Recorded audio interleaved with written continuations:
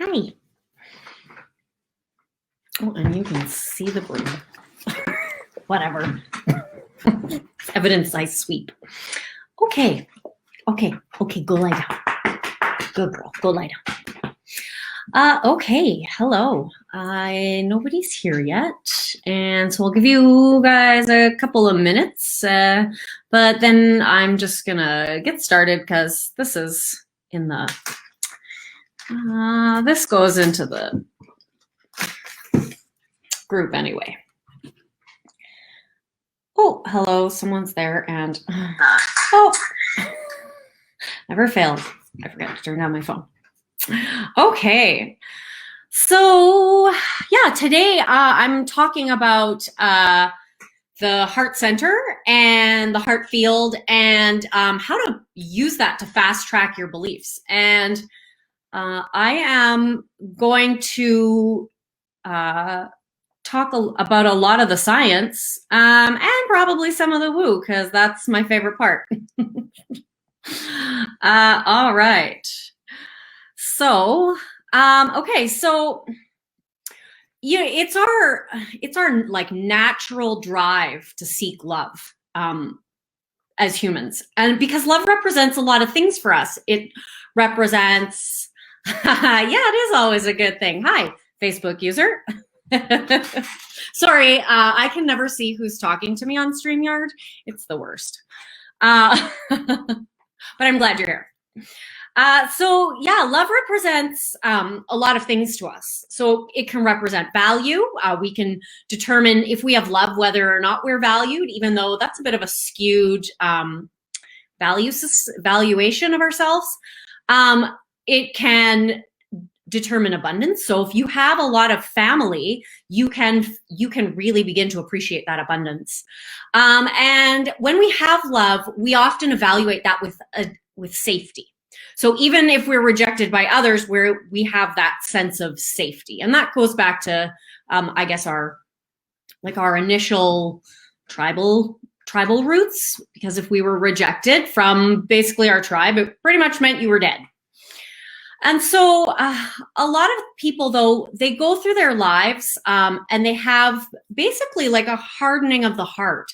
And this is in response to like various forms of trauma, both big and small t trauma. And so this can just include rejection. But this even just comes from not receiving the right amount of, I guess, openly expressed love and affection in our formative years, or certain amounts of rejection. Even if our parents loved the bejeez out of us, if we were received that rejection at school or somewhere, it's part of our process of like breaking apart and becoming individuals, that we kind of get this like psychological, we assume this not enoughness, which is very much not the case. And so it doesn't mean that we weren't loved if we didn't receive this expressive love. I came from a family where there was really not a lot of like physical affection. And I don't know if I really have ever heard my mother say, I love you. And the thing is, I know she loves me. And so I have no doubt there. But I remember a time when we lost a puppy in a really tragic way. And I gave my mother a hug, and it was so completely awkward that moment really changed me. Yeah, the heart wall. They talk about that in emotion code. I love you too, Karen. So I remember that. And so because of that, I've always hugged my kids, because even though like they're pretty much, one of them's almost an adult, because I recognized how awkward it was. And what that caused for me is, and not because I wasn't loved, but just because I was programmed. So I have a very big space bubble. I used to waitress in my like early 20s, and I was a terrible waitress because I didn't like to get close to people. And so that's problematic. So I recognize that my programming is to push people and hold them at arm's length.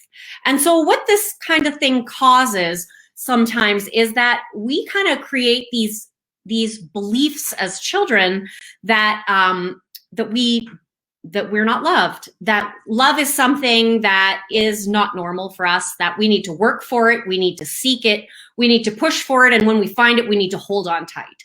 And none of these things are actually true, because as babies, we are in essence, we are an expression of love. Babies are a expression of, yeah. See, now my husband is a hugger, and it created a lot of problems with us. I mean, I had other things going on. I had a terrible relationship with my dad. So that also created some of the things that I then manifested into a like complete relationship explosion. But these, and so we can kind of see that love as a energy, I guess, is really fundamental, not only to our physical development, but, and I've talked about before how if babies don't receive a certain amount of love and care, that they actually, it affects their physical and cognitive development. But it really goes deeper. So we can kind of create these ideas that if we don't receive a certain amount of like this love expressed to us, that we kind of, like I said, either chase it or we unconsciously, we want it, we're driven to it, but we push it away. That was me 100%. I used to have such a visceral response to like romantic movies. People would say, oh, let's go watch this romance movie. I'd be like, oh. And it was just because I was so like jaded. And so I spent a lot of time keeping everyone, including my husband, away at arm's length, because he wasn't going to hurt me. I had already decided that love was painful. And so, yeah, these things kind of manifest in our unconscious behaviors. And so I 100% understand hardening of the heart, because I lived with that for years. My husband was a really romantic guy when I met him, and I literally rejected that right out of him until basically I kind of fit him into this mold of like, so that he fit in my pattern and I could just continue on living it over and over and over again until I really realized. And so what hardening the heart does, because when that happens, we are often reacting from some sort of pain.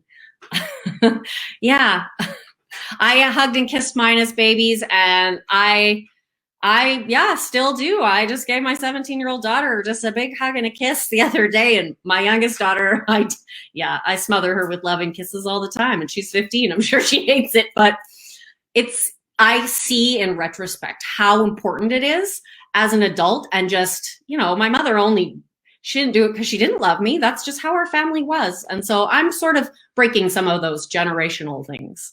My oldest daughter also whipped out my old like mom voice, and I was like, ooh, not flattering. It's really nice when you get to see yourself reflected back to you and your kids. Ooh. So anyway, so basically, I mean, when we don't get this, or when we're coming from a place of sort of where we are, I guess, nurturing wounds of rejection, we create this heart wall. And so going through your life with a heart wall essentially is kind of like taking a road trip, but being locked in the trunk, because you've cut off all the painful emotions. But because painful emotions and joy and love operate on the same meridians, they basically, you're repressing them both. And so I used to, and I can't believe I'm going to admit this, but I used to actually drink quite a bit when I was younger. And I recognize in hindsight that I either was drinking to numb or I was drinking to feel, because I had pretty much was either trying to numb something or had numbed so much of some things. So this is these kind of, why am I telling you these things? Because they kind of all show me how as we kind of reject our emotions, we create this hardening and this distance from other people. And it's not just a physical distance. There's an energy to this. And I'll kind of get into this a little more. But what it also does is when we have this hardened heart, it actually keeps your limiting beliefs in play. So made a lot of notes, as I always do. I got really excited about this topic. So, and one of the ways that we keep our heart frozen is to keep the limiting beliefs in place. So they kind of work like as a double feedback loop. And so we always look at these beliefs and we think that they're about someone else on the outside or the world, but they're actually based in our perceptions and they're born from our wounds. And so when we experience something painful, we create these stories that keep us safe, basically. Because when you have that extreme physical response, your body sends information to your brain and your subconscious mind then codes that in as, ooh, this is dangerous. So it will then push you away from that thing continually until you start to change that. And so it seems like basically these are about other people, but they really aren't. I heard a really great analogy or a metaphor about how emotional wounds are actually just, it's something being triggered that's already there. So if I were to take a feather and brush it across your skin, aside from being a weirdo, it probably wouldn't bother you. But if you had basically like skidded across the pavement and you had all an open wound and I brushed a feather across it, you'd lose your mind. And this is essentially what's happening when we have these like emotional upheavals internally, it's basically something is brushing across this open wound and causing this reaction. And so, now, when we operate from our subconscious mind, like 90% of our life, and when we move into our subconscious mind, we're actually, and this is the thing, it drives you towards pleasure, but it drives you even farther away from pain. Like that's its job. It's the guard that keeps you locked in the trunk. And it keeps you away from all of your wants and wishes and dreams, because that's your conscious mind. Your conscious mind, which only operates 5% of the time, that's in charge of the life, the quality of life that you want to have. The other one is just to keep you safe. And there is no safety in anything that at one time was considered painful. There's no safety in anything that's unknown.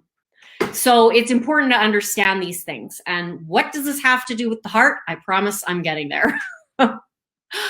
So there is a point in time, and this kind of really explains another reason that we really drive towards love, is when we are in love, we actually are in the present moment. We're not operating from our thinking mind. So your left brain, it's in charge of all the planning and the analyzing and the, all the thinking. And that's when you have an emotional response that is too much for your body to process. I've talked about this before with dorsal vagal shutdown. Your awareness shoots up into the left brain and you stop feeling. You basically shut it off. And so this is why people who are analyzing their experience too much, they are kind of keeping themselves operating in their subconscious mind, even though we think we're operating in the conscious, we're actually not. So now you're operating all from your fears, your perceptions, and all of your perceptions are based on past experiences. That's what a perception is. Your brain just kind of files through the past and goes, ooh, these look the same.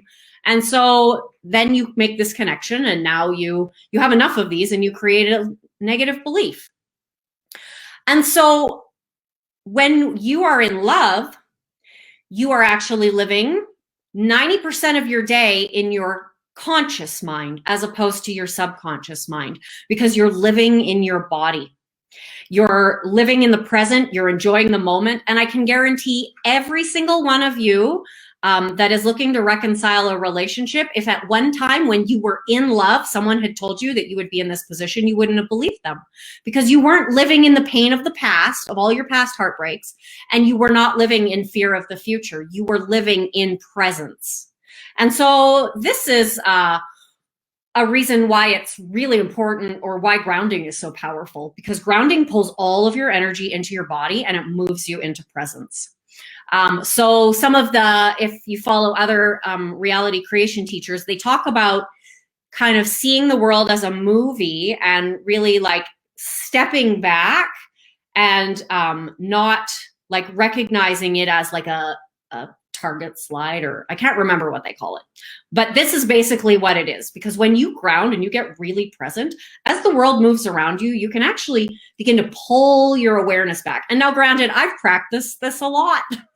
So, if you don't do this easily the first time, just practice it a little. But you will be able to find that not only are you able to regulate your emotions really easily, but you can actually begin to pull yourself back from whatever chaos is happening around you, and you can begin to shift it.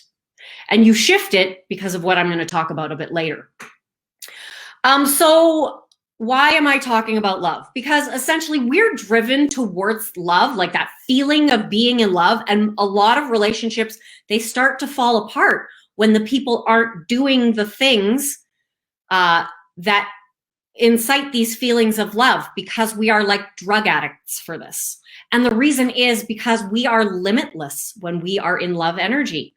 Not only do the chemicals that are released, they reverse aging, you think better, but they actually basically eliminate all of your unconscious beliefs, like all of your negative beliefs, for a few reasons. One, because you're living in the present.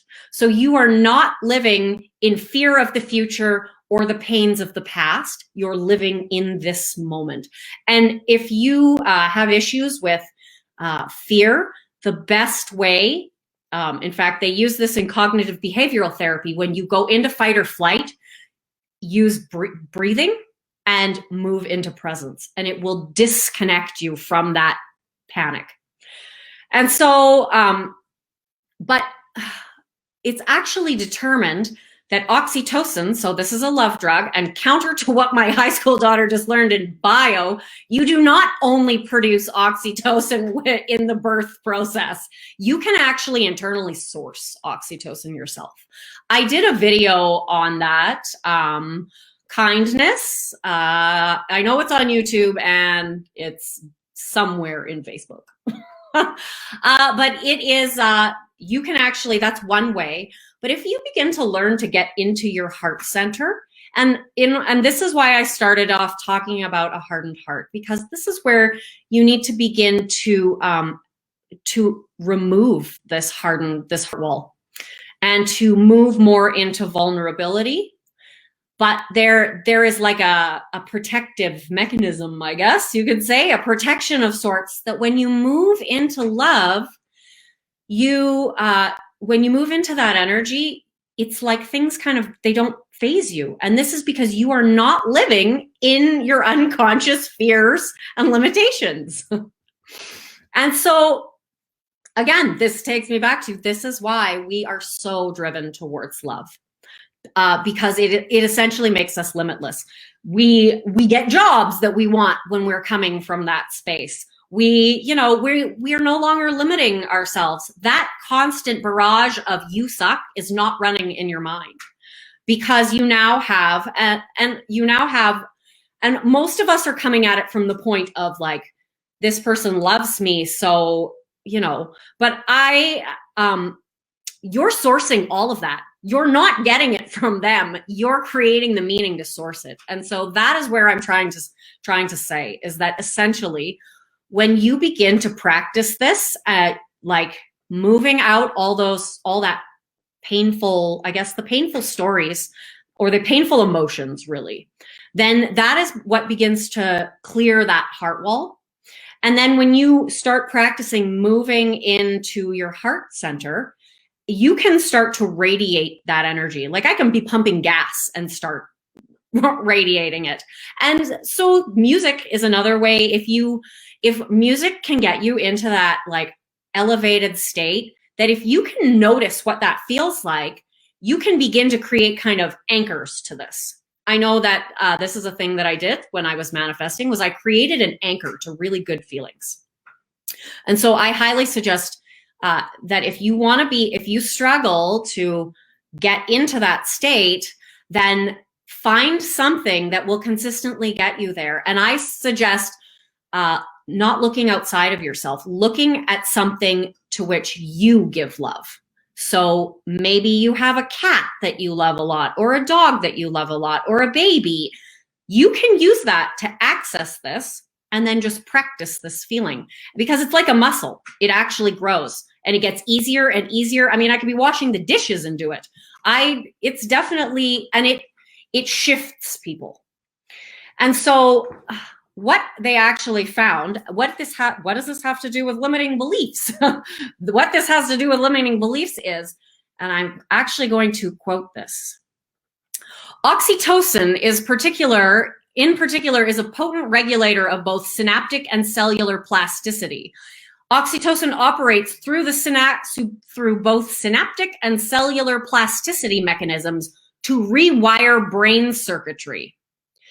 So what I'm saying is, you can never install new beliefs when you're in fight or flight, because your body has shut your brain down so that it can run. It's part of your survival, because your body and brain work on a feedback loop. So in the same way that you have thoughts that create emotions, you actually have, your body is taking in stimulus from the environment, and it is sending signals to your brain, and it's bypassing your conscious mind. And this is, again, to save energy and to save time so you can survive.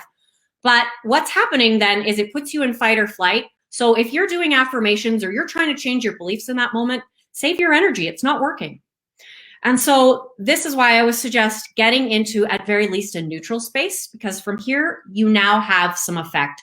But if you want to change your beliefs quickly about yourself or about your situation, start learning to source that love energy. This is the one thing, this is the primary thing that I did.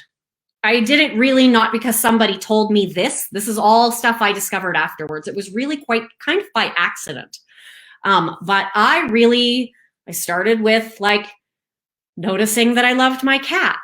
And then I started, and because I had a lot of damaged memories with my husband, I couldn't really go back to anything new. In fact, I really had to go all the way back to like one of our first dates when I really knew that he loved me. And I would just replay that on a loop over and over, and it would create this feeling in my body.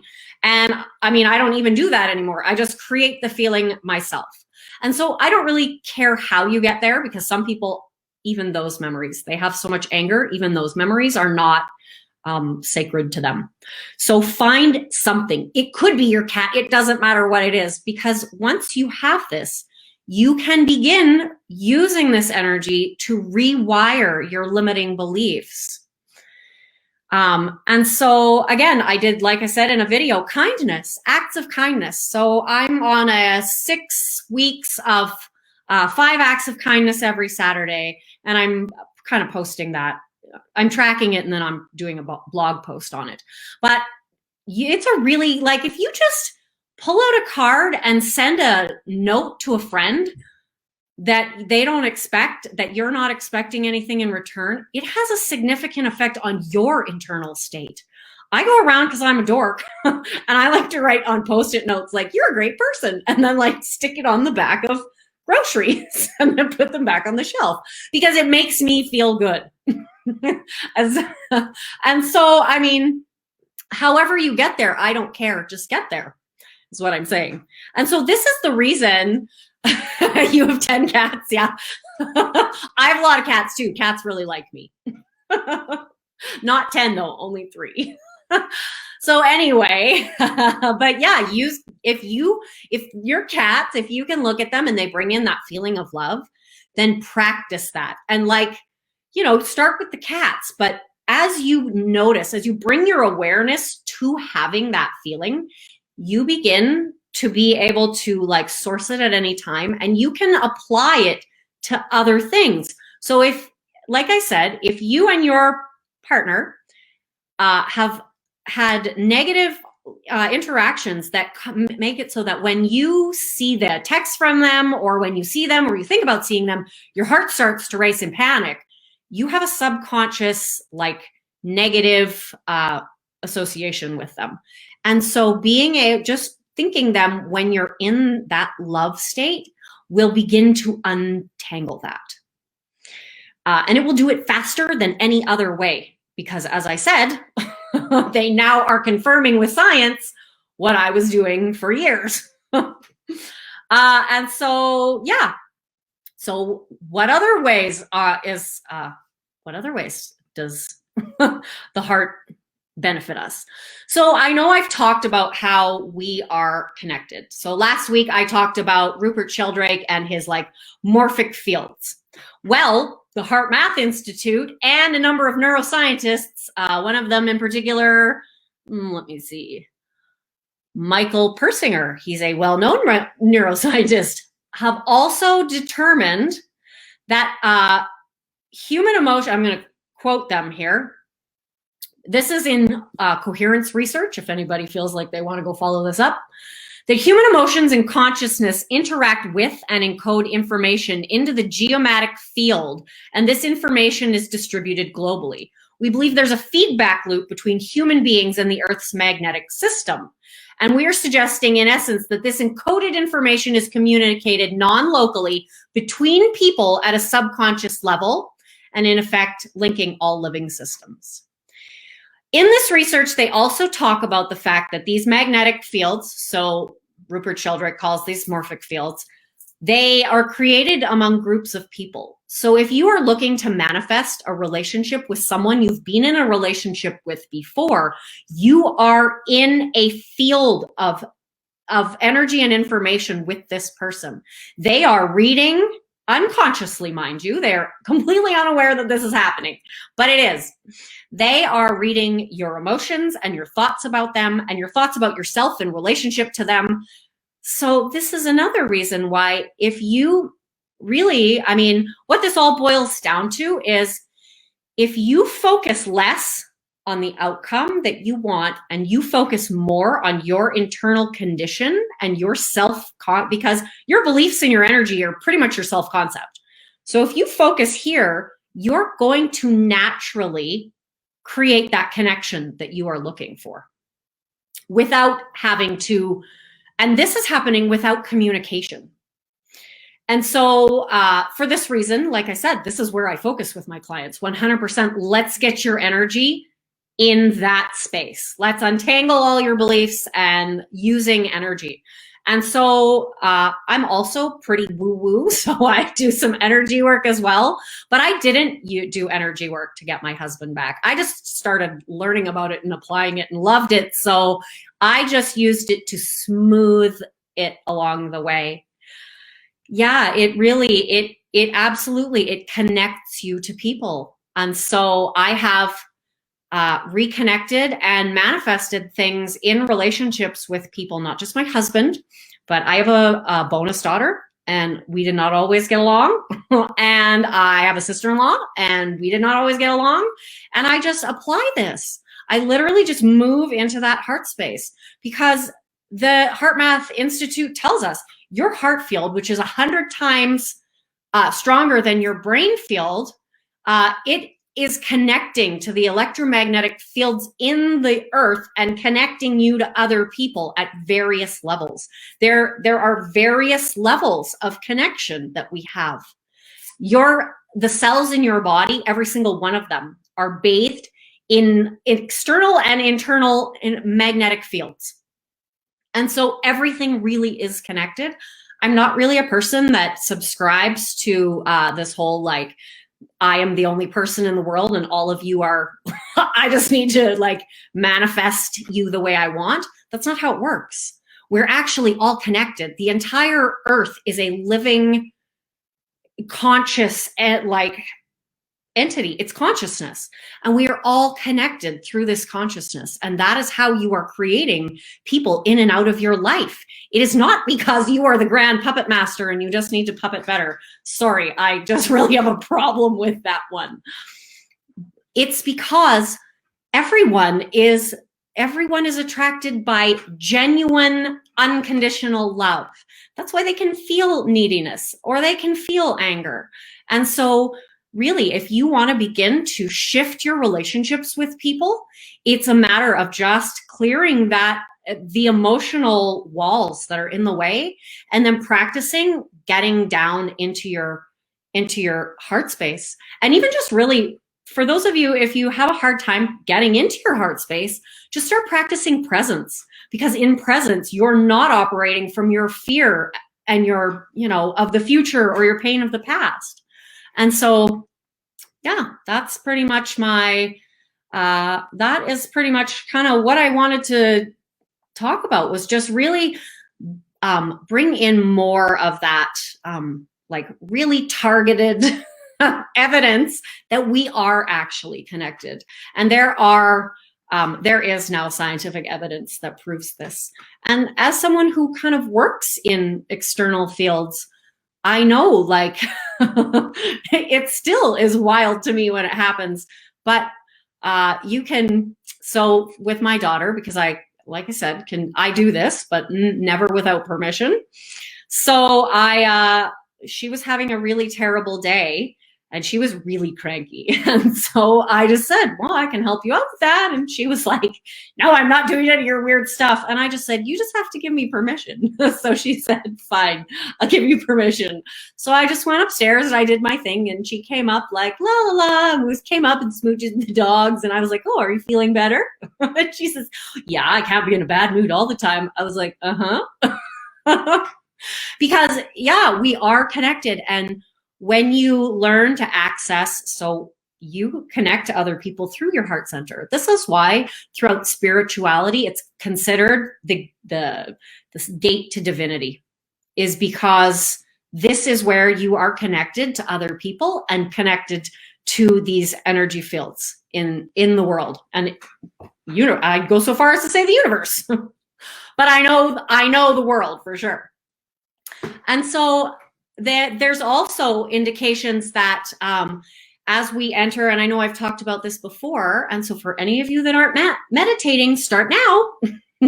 Because as we change our brain waves, yes, good, I like to hear that. Practicing a heart opener. So what kind of heart opener are you talking about? I do, like, a meditation can work for sure. Do you mean like a heart opening meditation?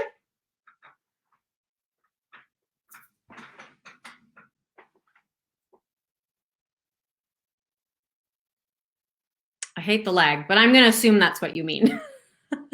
Yoga, yeah, absolutely. So ways that we can, yeah, meditation, absolutely. These all are great. So bioenergetic engineering, or I can't even think of what it's called right now, operates based on, and so these affect basically our mind-body connection. And these are, yeah, yoga, vibration and meditation. And so essentially you can make the connection between chakra work, which in essence, really, if I'm going to ground this into a like 3D thing, this is vagus nerve work. So because the vagus nerve also responds to these things, and these things, can be used to basically, yes, remove, because it's taking your body out of low-grade states of anxiety and fear and anything that keeps up these like limiting beliefs kind of going. Like you can't believe that you are somebody just absolutely loves you when your body is like, what mean thing are they going to say? So going in and doing, yoga and meditation and like Tibetan singing bowls, so this kind of vibration, are really powerful to kind of get you there. So I think I was saying about how we actually also communicate with people, not just through our heart center, but through, I talked about this last week, changing our brainwave patterns. And so that neuroscientist, Michael, I can never remember people's names, Persinger, he also determined that, yes, walking in nature is a really great way, because that's, like a walking meditation. These are all really amazing ways to start to remove that emotional baggage and to really move into like the essence of your energetic power. And so we also communicate with people and through changing our brainwave patterns. And so he talks about the Schumann resonance as well. And I know that I am a big fan of like different frequencies. When I have had insomnia, I just use theta because this will take you right down into basically where your brainwaves are when you start to fall asleep. But theta is also what I have used when I'm doing subjective communication, alpha and theta.